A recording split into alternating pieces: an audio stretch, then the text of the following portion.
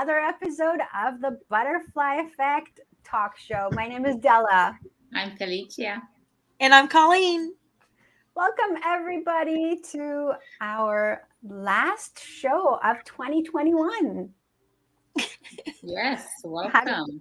How is the holiday season treating you, ladies? Very well, very well. I'm a little concerned about some restrictions that might come up in our area, so about spending time with family. But as of today, everything's still a go, and I'm excited to see everybody. Yay, yay. So, Felicia, what do you think of today's show and our topic and what we're going to discuss? Well, Dela, I think this topic is very, very dear to your heart. So I would like to pass the baton to you and have you start with sharing a little bit of your experience, which I think you love to share. I believe you love to share. So I'm all ears. I'm ready to hear and to support and be here for you if I could in any way. I know you've had some challenging time as a caregiver, and yeah. I think if we were going to pick any time at all to talk about this, this is a good time, don't you think? This time of year, there's a lot of people who are going all over the place, and people have got to take care of so many different things. And I think what we're going to talk about today might be beneficial to a few people. What do you think, Colleen? Absolutely. This time of year is overwhelming for people as individuals. So add in the role of caregiver and making sure that people in your life are not only taken care of, but that they get to celebrate, participate in all the celebrations that are going on. So I agree with you. This time of year is a really good time to get people to look at how taking care of everybody around them, how it affects them personally. So thank you for taking this one on, because I know that this, like Felicia said, this topic is near and dear to your heart, and I look forward to you sharing with us. So it sure is. So thank you very much for allowing me to share my experience on my caregiving journey. And with today's show, I am hoping to bring a little bit more light into the fact that caregiver burnout is actually a thing. And, find out if you are going through this burnout yourself, or if you are at risk. And if you are, what can you do about it? And so my intention is to just bring a little bit more light, a little bit more hope into someone's life today. So caregiver burnout is what we're talking about today. I want to encourage all the viewers to please comment, share your experience, ask questions, and be with us in this journey today. And so, as usual, Colleen has a definition for us. What is caregiver burnout, Colleen? So this I got from the Cleveland Clinic website, and they defined caregiver burnout as a state of physical, emotional, and mental exhaustion. It may be accompanied by a change in attitude from positive and caring to negative and unconcerned. And I know that in some cases, if left untreated, it goes from unconcerned to even sometimes to abusive, because people feel, so overwhelmed that they lash out. So, but the basic is from positive to negative and from caring into unconcerned. So I want to ask you, each of you actually, to elaborate a little bit whether you've had an experience with being a caregiver, because I want to make sure everybody understands that caregiving is not just for a particular case or person of need, but caregiving, I think it's very wide, isn't it? Felicia, what do you think? Well, I believe that each one of us, with or without a serious problem, has been or will be at one point in life helped, has been helped, or will help someone else or be helped by someone else. So you know that one person who you can actually call at 3 o'clock or 4 o'clock in the morning. So I find that without a sense of community and connectedness, we can go anywhere really. And it's so easy to figure out who are the caregivers generally in life. And I know there is a stigma out there that a caregiver is someone that has a degree in health science, is a nurse, is a medical doctor. But I think all of us are caregivers at most of our time in our life. And it's important to understand what causes the burnout and when to say no. I think in general, it's believed that, and actually there are studies and clinical trials done on it, not just it's believed that women are the ones that say more than not yes to almost everything. And of course, it goes by personality. If you're a type A personality, you will always say yes. And at the end, you end up like, Seriously, you know, I didn't know that. I think it's like a phone that runs out of battery. Anyway, Yeah. so Well, no, that's I how think that's a good analogy, for sure. So what about you, Colleen? Have you been a caregiver? Well, so I wanted to, before yes, I have been a caregiver, and I'll touch on that, but I wanted to mention, because Felicia mentioned about healthcare providers. And when I think about healthcare providers that have been working through COVID, like they have been not only emotional, like physically overwhelmed with all the work to do, like there's also an emotional overwhelm, because they're choosing, or they were, especially at the beginning, not so much now because our ICUs are not overflowing, but there were times when our ICUs were overflowing and they had to choose between saving this person's life versus saving that person's life. So yes, on the professional level, there's that. As an individual, my son's father has gone through 3 operations. It had a part of his lung removed because of lung cancer. He had a triple or quadruple bypass because of a heart attack, and then back surgery. And all those 3 times I was his caregiver. So now, none of those were debilitating to the point, he was still able to take care of himself to some degree, but I had a little taste of what being a caregiver can look like. So I can only imagine, because those were all very temporary, right? There were weeks, I can count them in numbers of weeks or months, versus people that are doing caregiving, taking care of elderly parents or special needs kids or family members for months and years on end. So I've only had a taste. So I think every parent is a caregiver, and it's not only in the period that the child is, or the infant, it's infant, right? The first 2 years of life are 100% hands-on, but even afterwards, this is what I was referring to, the fact that people, when they hear caregiver, right away their mind goes towards someone that's ill or someone that, and is not so. Like a single mother like myself, 100% a caregiver at all times, and having to juggle and manage a lot of different aspects of life, not just the children and myself. Yes. So can that be categorized as a caregiver? Absolutely. Yeah. So I think we can all agree that there's a caregiver in all of us. And so I think my point is that, we can all be at risk. So if we let that caregiver role take over the entire life, then of course we will burn out. And I think it's really good to talk about this tonight. So shall we dive in? Yeah. Okay. All right.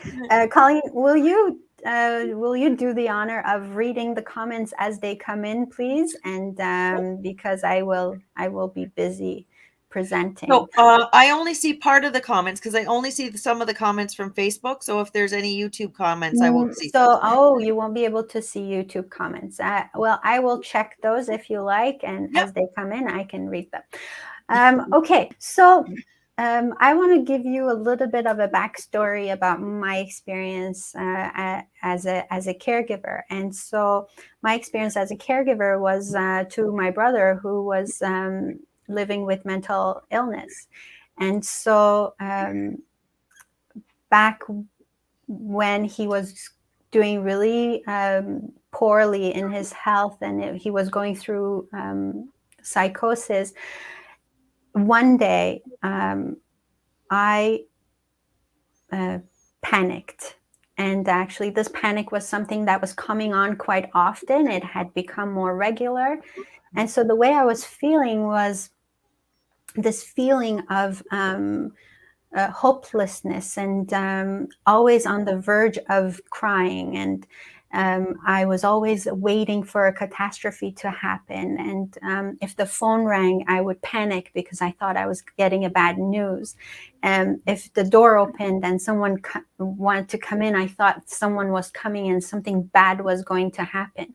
So one day in the middle of my workday, I felt my heart beat really rise, and I was short of breath, and I was sweating, and I couldn't talk.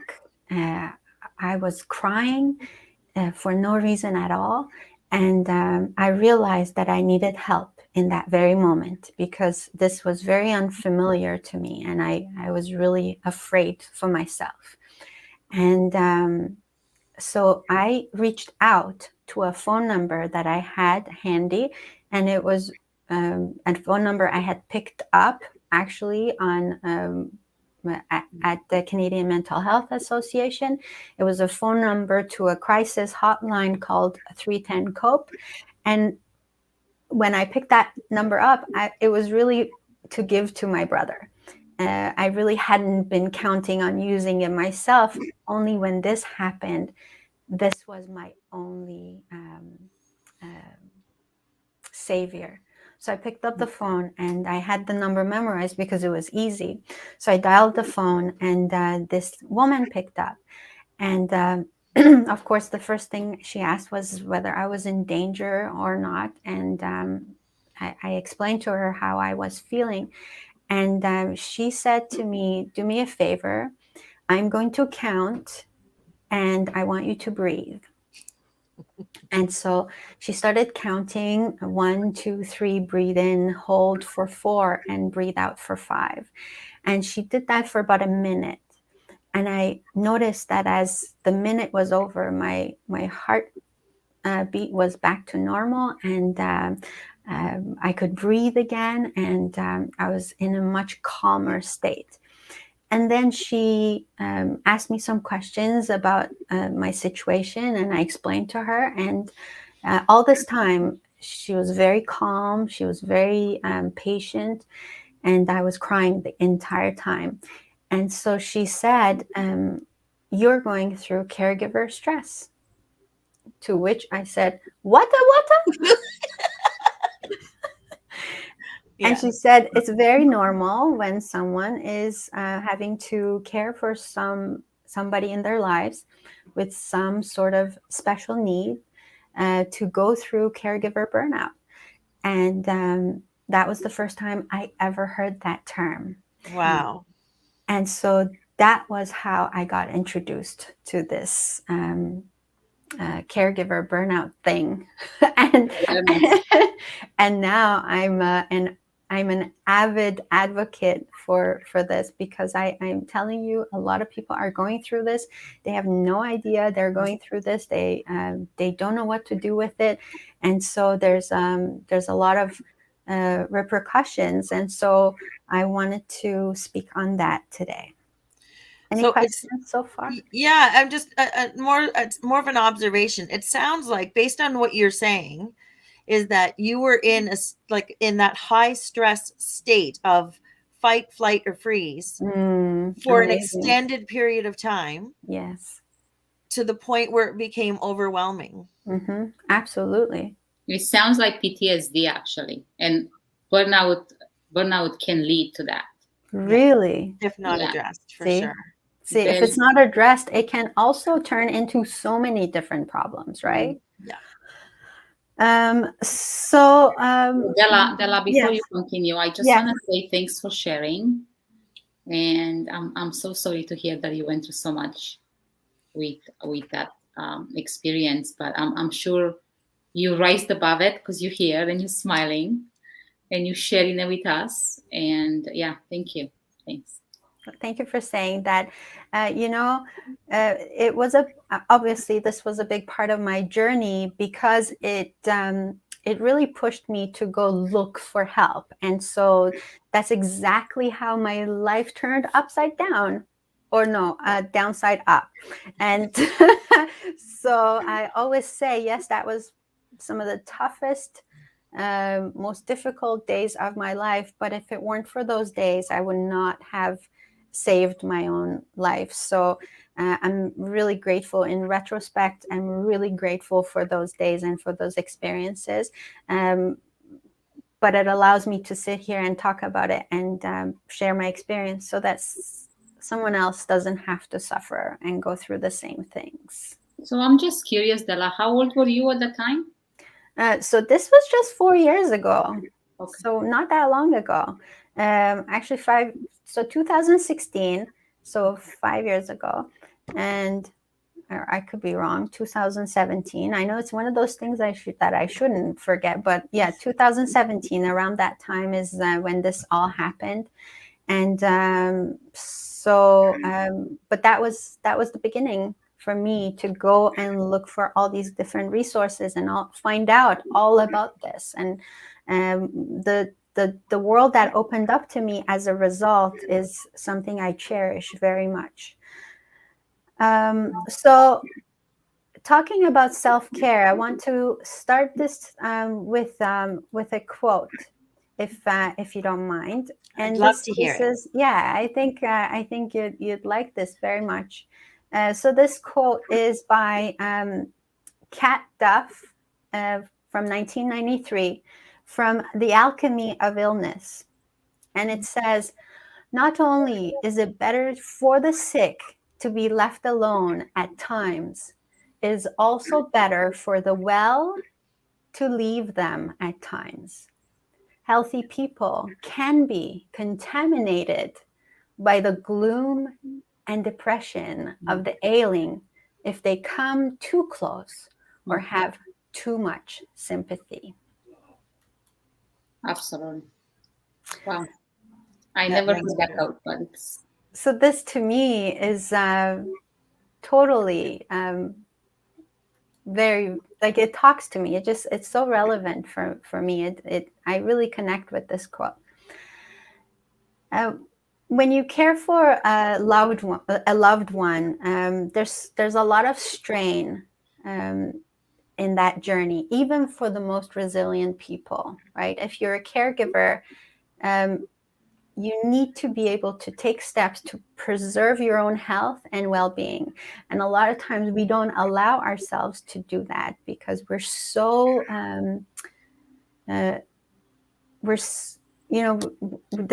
it's taking all of our lives to care for this special person in our lives. And we forget all about ourselves. And as the population grows, more caregiving is being provided by people who aren't in healthcare, as you mentioned. So there's statistics. Pardon?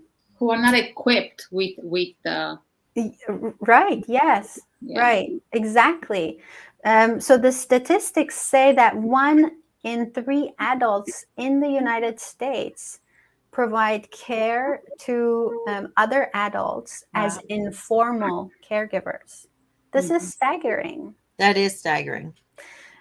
So a caregiver, by definition, is anyone who is providing help to another person in need. It could be an ill spouse, or it could be a partner, a disabled child, an aging relative, someone with mental health problems.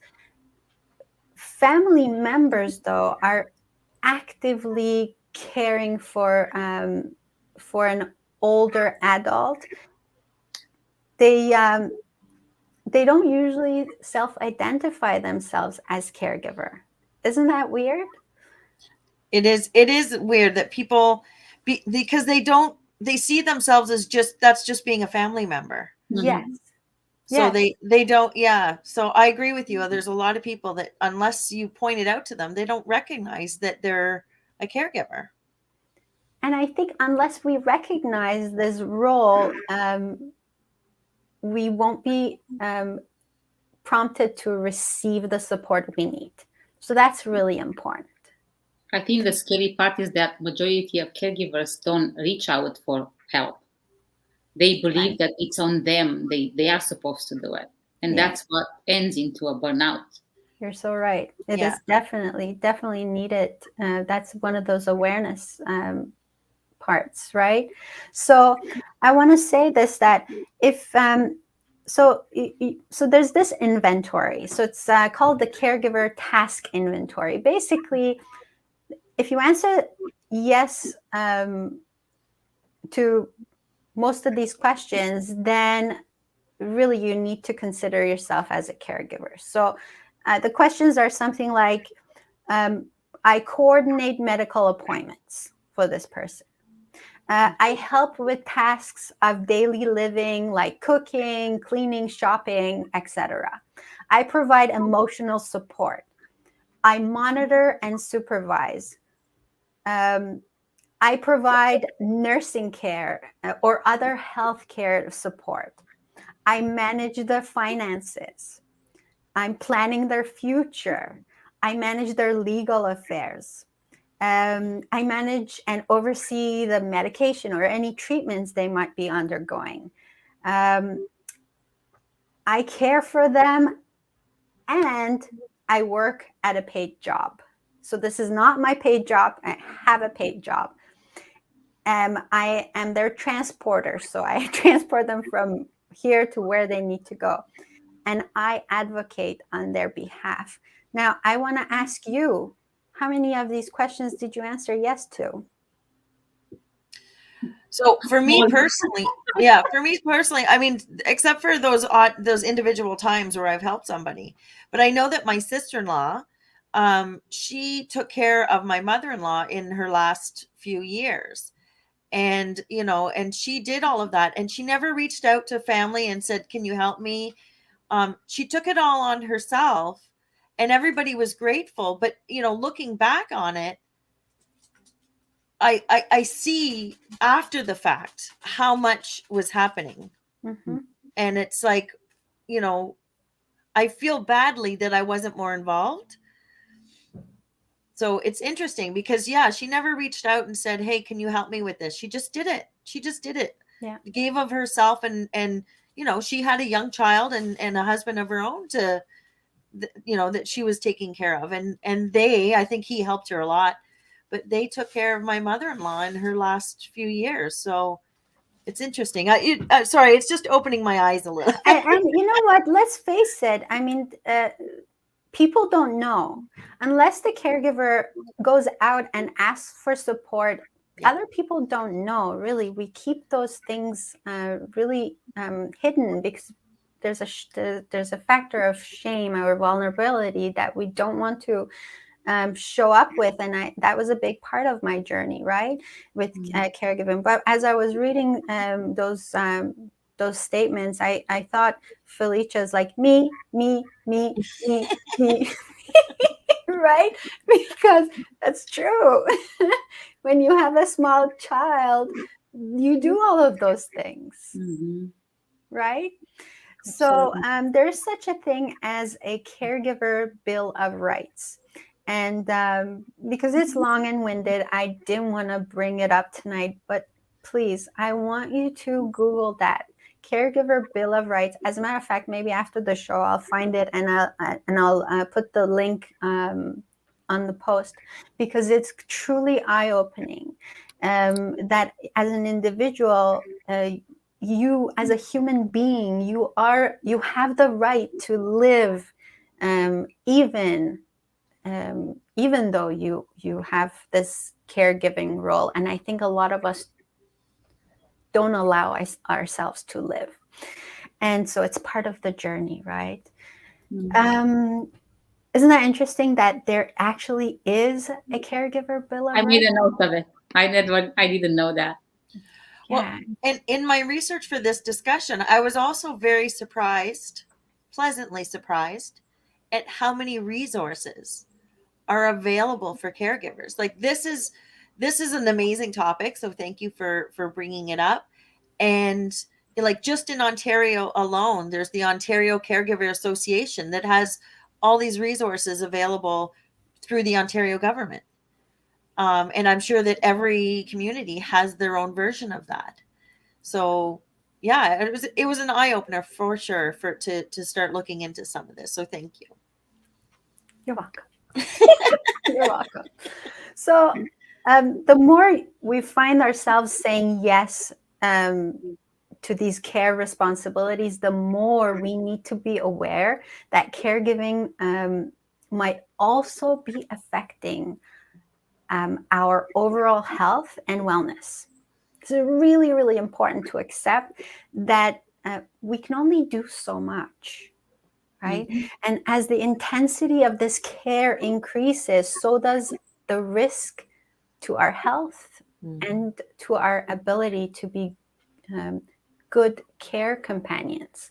So it's that old cliche, right? I've heard it so many times in this journey that it's like when you're on an airplane, you are asked to put the oxygen mask on yourself before helping somebody else. Exactly the same way, because unless you're taking care of yourself, unless you're at your optimum health, how can you be any use to anyone else that you care for? So, having said that, caregiving is, even though it's really, really rewarding, it's really, really stressful. But it can have many rewards, right? For most caregivers, being there when a loved one needs you is a core value in your life, and it's something you want to provide. But it's natural to feel angry, to feel frustrated, exhausted, alone, sad. And so, caregiver stress, like you said, Colleen, the emotional and the physical stress of caregiving is very common. Would you like to add something? Any of you? I'm just on the edge. Like I'm literally, I don't know if you noticed, I just sat up a little bit straighter. I'm on the edge of my seat because I'm going through my mind and realizing, because I know some friends that are caregivers, and like I said, my sister-in-law was caring for my mother-in-law.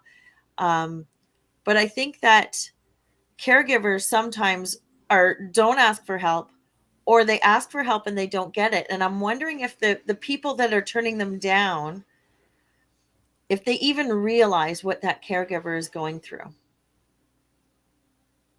But You know what I I mean? think that's taking responsibility out of your own hands, Colleen, because the responsibility is on you to understand what you're going through, to know who you are, and not expect others to understand it. Like I think that's where we fall short in this society. Everything it's okay, let's not say blame, but it's put on the other side, like, oh, because you should understand what I'm going through, or because of what was done, I do, because you know what I mean. Like, I think it's Yeah, I wasn't really putting blame so much as making an observation that perhaps my friend who is currently a caregiver and feeling overwhelmed and alone and unsupported, and I was making the observation that perhaps her family that she's reaching out to, her siblings that she's reaching out to, simply don't understand the level of stress that is caused for her. Mm. And this is very possible because when I was going through this whole experience, I never approached anyone with what I was going Yeah. through. I never once asked anyone to support me because, first of all, I didn't understand um, mental health myself. Mhm. I didn't have the proper explanation, and I put up this wall because I didn't want people to perhaps judge me if I came out and said something. And as a result, the people around me, really close friends and family members, really had no clue what was going on.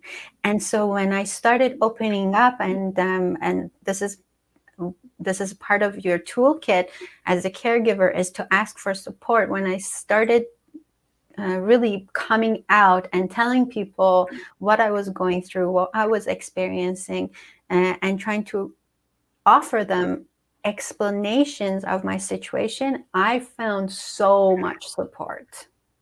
Wow. And people were like, oh my gosh, why didn't we know this? Like, why didn't you tell us this before?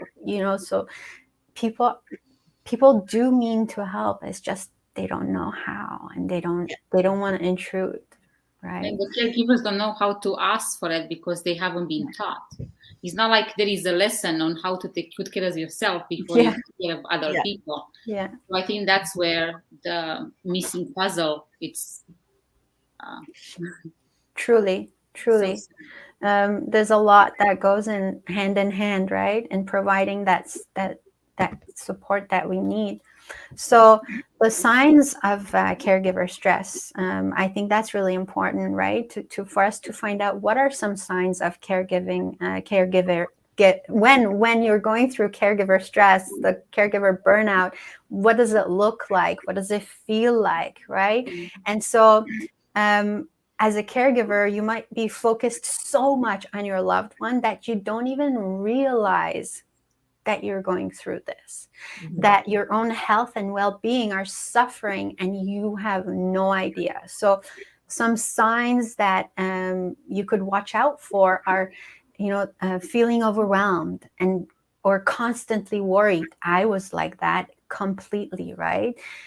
Feeling tired often, getting too much sleep or not enough sleep, um, gaining or losing weight, excessively, becoming easily irritated or angry, losing interest in those things you used to really enjoy before, you constantly feeling sad, you have frequent headaches, bodily pains, and or other physical problems like gut issues. Maybe you tend to abuse alcohol or drugs, including prescription medication, right? And for me, I was using marijuana as a way to deal with my sadness, with my anxiety and frustration. So these are some things that to look out for. And so I want to continue this and take you to risk factors, because yes, you might be experiencing all these signs, and if they continue, there are extreme risk factors. And so So do you mean that these are the risks to you, to your person, to what your, whether your psyche or your physical body? so exactly, so as a caregiver, if you keep those, keep ignoring those signs of burnout, then you are at risk. So I mean, what are some of the risks? What do you think, Colleen? If I asked you, what would come to your mind? Well, I think we already talked about some of them, right? Like, but anytime you're exposed to prolonged stress, then you put a lot of pressure, a lot of stress on your body in a lot of different ways. Your heart, your blood vessels, right? So things like heart attack, stroke, like higher levels of stress affect your entire body, your mental health, your ability to cope. And you described a depression, right? Like that you can be overwhelmed and feel that you're hopeless, right? There's I think it touches on every aspect of your body. Yeah. Yeah, How about you, absolutely. Felicia? Yeah, Felicia, you're the homeopathy doctor. So tell us, what do you think? So I think other states that um, are showing us signs that we might be dealing with a burnout. I think one thing to remember is that stress and depression can come and go generally in your life. A burnout is a state where no matter what you do not have that one day a good sleep, or a one day where you can actually manage everything well. You don't manage anything in a burnout state. So you don't sleep well, you wake up, you fall asleep maybe and you wake up, or you can't fall asleep and then you still wake up throughout the night. You have an inability to stay concentrated, and you are irritable, as Colleen said. You lose hope. That's the first sign. When you lose hope, it's pretty much you're at the bottom. So you end up like signs, like you end up looking in the fridge for your phone or for your jacket because you're so distracted. Your mind is not it's no longer managing all the tasks and responsibilities. And Dela, you said sad all the time. I think you have mood swings, and that could be sad at a sound of a song or a doorbell. As you said, someone will just ring the doorbell and you'll just be crying. But you can also have the opposite happening, becoming euphoric for no normal reason, just so you have the mood swings happening. Risks, well, if your whole entire 12 systems in your body will shut down. Fight, flight, if we stay in that fight state, as Colleen said, we pretty much, actually studies, I don't remember what I read and how, but there are studies done on when we are in a prolonged stress and depressed state, and we don't have at least one friend we can connect to, it's really as bad as if you've been smoking all your life.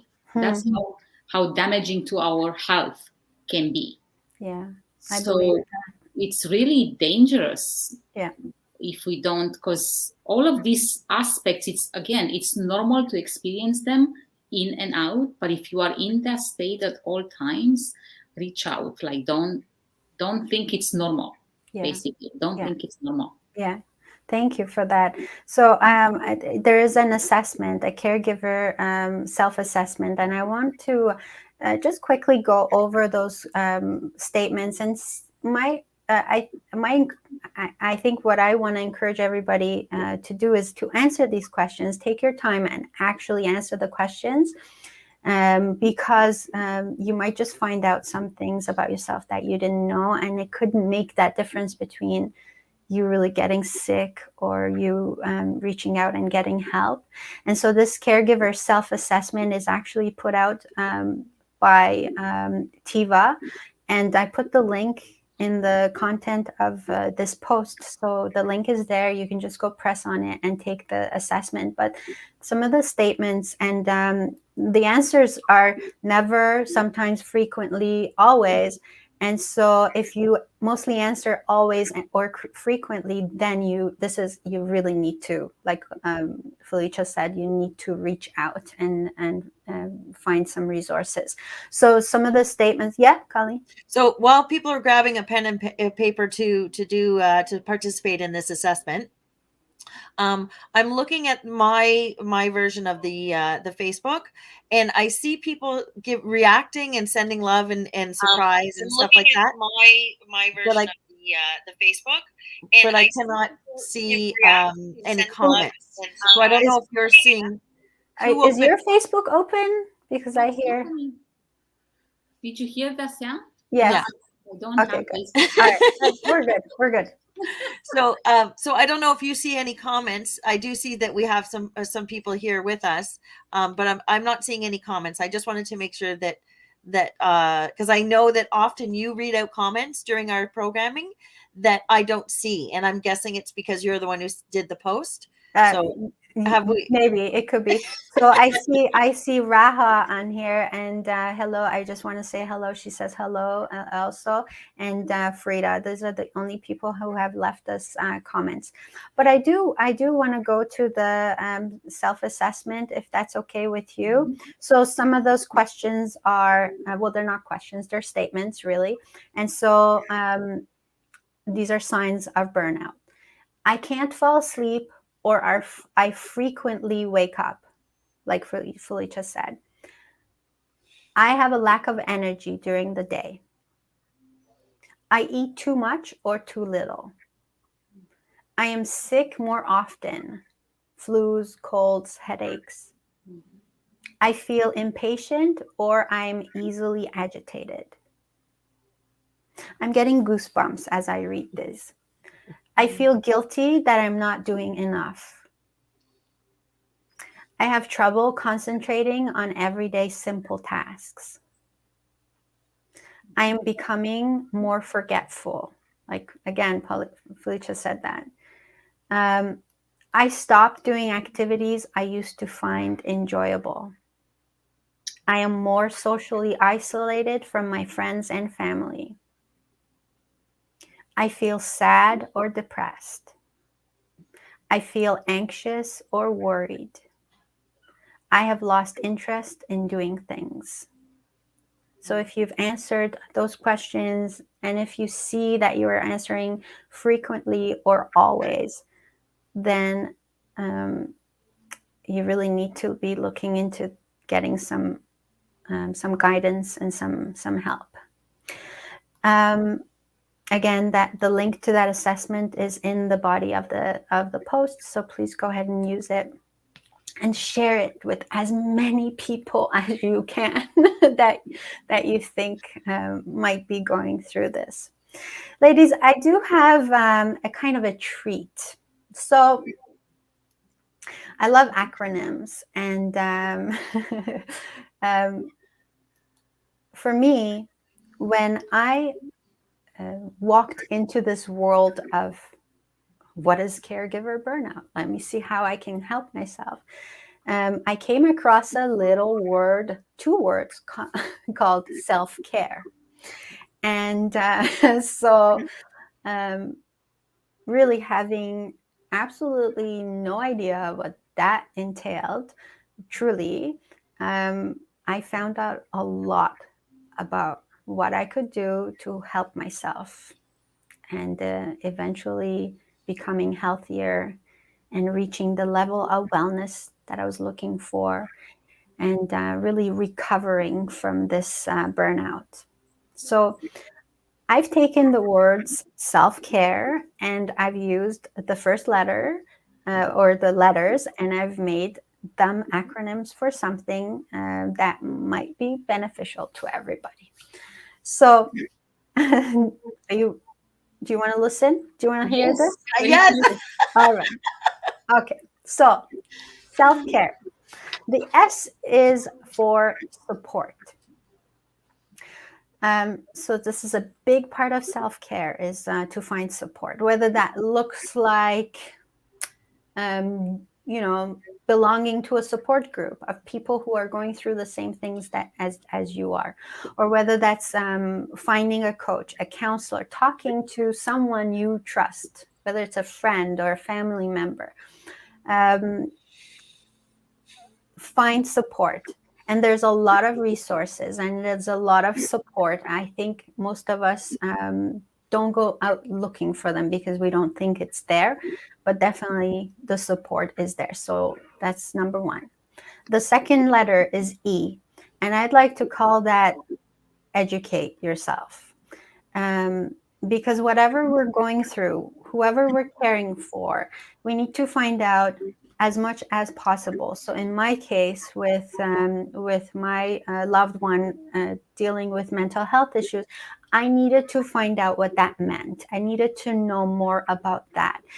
So I started taking classes. I started attending workshops, going to seminars, really taking my time and putting in some effort to understand what that meant, what the needs were, what the symptoms look like, and what do I need to do? What kind of support can I give? So educating yourself is huge. The L I'd like to call for laugh. And a lot of times when we're caring for someone in our lives and it's a difficult situation, we forget to laugh. We forget that life is all about humor. Well, it isn't, but we can make it more about humor. I think humor lightens things up. And if we can't laugh at ourselves, then we're taking life too seriously. So laughing is really important, really allowing ourselves to enjoy the little things. And it's okay to smile even when you're in a dire situation, like caring for someone with major difficulties in life. The F I'd like to call for faith. Having faith, really believing that things do work out in the end. And so this I had to work a lot on.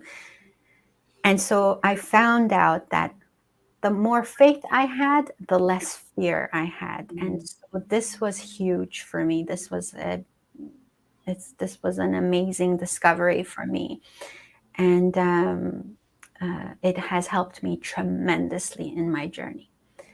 Again, C. So C for in care, for me, it's I like to make that mean creativity. Being able to really allow ourselves to be creative, whether that's letting our imagination run, or create something. If you like art, if you like music, if you like dance, if you like cooking, if you like making whatever crafts, I think writing, that's another one, right? So I think creating something, creativity is a tool that elevates our vibration. And I used that tool a lot to help me really take care of myself and my energy. The A I call air, oxygen, fresh air, breathe. And often we don't do that. I mean, we do that automatically, right? We breathe all the time. But it's like that crisis hotline that I called, when she was able to calm my state down like that by just just guiding me to breathe properly. And my life changed as a result of that one incident. And I've never looked at breathing the same way. So this is really, really important, to ground yourself, to bring you that the peace that you need. The R I'd like to call for respect, respecting yourself, respecting yourself as an individual, as a human being, allowing you to live the best life you can, showing yourself the same courtesy that you showed to your loved ones. That's a big piece that was missing from my life. I didn't respect myself. Eating properly, taking care of your body, taking care of your health, visiting the doctor if you need to, or taking supplements and vitamins. These all go into respecting your body and your life as a person. And it's huge. The last letter is E, and I like to call that empowerment. And I think empowering ourselves is, for me, it was one of those lessons that I had to learn and continue learning and practice. Things like patting yourself on the back for little wins, for small victories in life. And allowing yourself to bask in the glory of little things, and just really believing in yourself that you can do this. And so those are my tools in my toolbox. And I hope that was beneficial to you. Self-care. I wrote them all down, so thank you. You're welcome. So I think in conclusion, I'd like to say this, that each and every one of us has the right to live fully. And but we can't keep other people responsible for that. I think that responsibility is on me. I think other people are busy taking care of themselves. So I need to be busy taking care of me, so that I can be there for the people who really need me in my life. Thank you so much for allowing me to share my experience with you today. Thank Thanks you for for opening up and really shedding the light on what the experience is as a caregiver, right? Like Felicia mentioned, as parents we're caregivers, but there's so many definitions of caregiver, and I think that sometimes we forget. And I know that one of the very first things that is recommended for somebody who is, if you feel at all overwhelmed, asking for help is a blessing, because I don't know about you, but if somebody asked me for help, I it gives me joy to help other people. And if you don't give me the opportunity to help you, then you're robbing me of that joy. Do you know what I mean? Like, what I'm trying to say is that there are people out there that want to help you, and they just have no idea that you need it. Yes. So reaching out and asking for help, and even if it's a simple, it doesn't have to be big things. If you don't want to, if you want to just accept small tokens of help, because some people like to do it on their own, right? And that's part of what they want to keep everything because it's organized and it's taken care of. But even if it's just so that you can go get your hair done, you know what I mean? Or so you can step out and get a massage or whatever it is. But asking for somebody to help you is a blessing for them as well as for you. Yes, definitely. And I know you you love helping people. You love service. And Felicia, you said something like type A personality people they like to say yes. Was that Well, something you said? yes, because they are on the go and they always are. They are. I like to say performers. I don't know why this word comes to mind, but I think it's just in their way of being. Naturally, they want to be busy. They want to do things. So Right, that's a topic for another show, isn't it? they keep Person. on taking things without. So it brings me to a thought that, or rather a sentence that Steve Jobs said, and that's to do with focusing. It's about saying no. And I think there is a fine line there, because when you deal with someone with mental health, that it's in your home, in your household, and you are the primary caregiver, you probably believe, or you are tempted to believe, that you can't possibly say no. They are in need at all times, but there are ways to find help such that you can take care of yourself as well. Because their analogy about the mask, putting it on yourself first, very much can be used as a metaphor in all aspects of life. Yes. And I think the solution to burnout is remembering that burnout ends up being on all levels: mental, emotional, physical, spiritual. So unless we have a well-balanced life on all these aspects about who we are as individuals, because we're not just physical beings, right? Then we ought to end up burnout, and everybody around us suffers along with ourselves. And before you know it, the people you care for get better and you end up getting worse. And you never know if you'll be able to rise. Payback time, baby. What do you mean?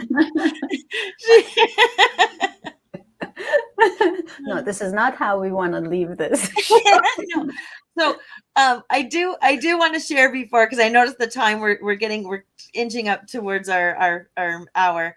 One of the things that I was surprised of is how many programs are in place that help you in so many ways. Like, for example, when my mother-in-law was suffering from some dementia, it wasn't severe, but it was, she needed a lot of care.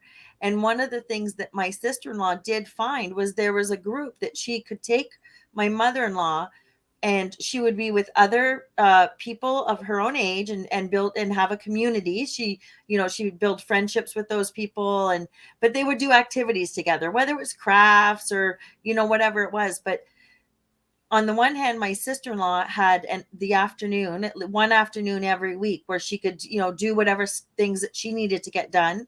And that could be rest, that could be, shopping, and whatever it was that she wanted to do. And at the same time, my mother-in-law was doing something that kept her entertained and a sense of community, and, because she got to be with other people. And there are a lot of resources out there that provide you with services. So regardless of what capacity you are as a caregiver, is that the person that you're caring for, there are resources to, make their lives bigger, and at the same time giving you time for yourself. Yes. Well said. Definitely. So reach out. That's the point, right? Reach out, look for these resources. If you think any of us can be of service to you, please reach out to us. I'm sure that we'll do our best to get. Just don't suffer in silence. Basically, the message is don't suffer in silence. Absolutely. But isn't it interesting now, tidying it up? I'm just thinking of all the other shows we have had. We talked about boundaries. We talked about self-care. We talked about, proper, or maybe we didn't. I'm just thinking that another aspect of being healthy, it's movement, it's exercise on daily basis. No, we have not talked about that. And diet, or lifestyle, in terms of eating habits, not diet. I don't like the word diet. Diet, to me, when I say diet, I'm referring to I shiver when you say diet. What you eat rather than dieting, right? Like that's basically what I'm referring Nourishing your body. And and your soul. And your soul. I like that. A big part of what's helped me has been this, constant movement and moving my body and taking walks. And I was actually telling a friend yesterday that, this piece of just walking into the forest, and we're lucky to have so many forests in Ontario, all around us, especially up here in New York region, just walking into that forest and breathing that fresh air, and it's just being in that serene place, and it just does so much to calm your soul. And so I do a lot of that, and taking care of my body, eating well, eating better, than ever before. And so all these things go hand in hand, right? So I noticed that our time is up, and we had a show on self-care. It was dedicated to self-care, and we did it on February 18th, was it? Of this year. And so the link to that particular talk is actually also posted in the text of this post. We're so thorough. Give you everything you need. Well, and we just uploaded, and I don't know if we've had a show since we did it, but we just uploaded all of our shows to a YouTube channel. Yes. And so you've given the link to that show, but if they subscribe, they can see all the shows. That's right. So link on that, go on that link. It'll take you straight to that one particular show, but please subscribe. And then also press the bell so that you can get a notification every time there's a new show that comes out. We just started this YouTube channel and we want to build it. We want to build the audience for it. And if you could help us in sharing the message that we have to offer the world, please be generous and share. And so with that, This is our the next butterfly show effect. is, I was going to announce our next show in January. Do we know the date We do. by any chance? In January 20th, Awesome. 2022. Woo-hoo-hoo! 01 2022. Whoa. Okay. All right. Okay. Felicia. This is the butterfly effect, bringing you love, Hope. And compassion. Until next year, everybody. Yes. Blessed holidays and Happy New Year. Happy holidays and lots of well wishes for the new year. See you soon. Love you. See you next year. See you next year.